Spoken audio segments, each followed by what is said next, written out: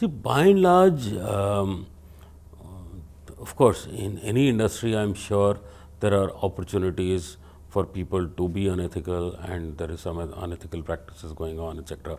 So I can't sit here and deny that there is no unethical practice in media. But having said that, I think the acquisitions are far larger than what the reality is.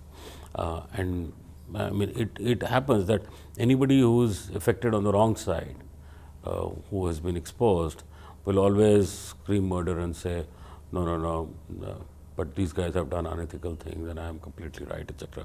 We get many defamation notices and suits and so on, etc.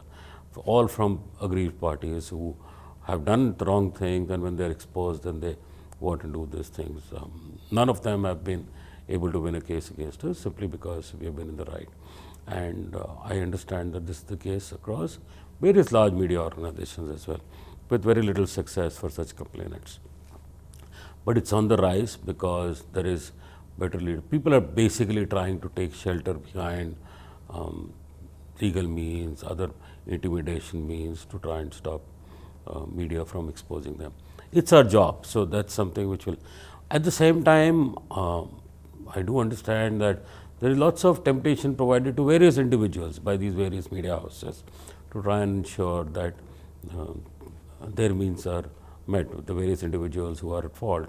They would try to tempt our people in various ways, etc. So I'm sure some amount of succumbing to these temptations may happen at places. But by and large, I think media in India has been doing a tremendous job, especially over the last 10 years, I would say, in exposing a lot of things which were never earlier exposed. And which is the reason why we hear of so many scams now. It's not that scams were not happening earlier, it's just that they were not exposed.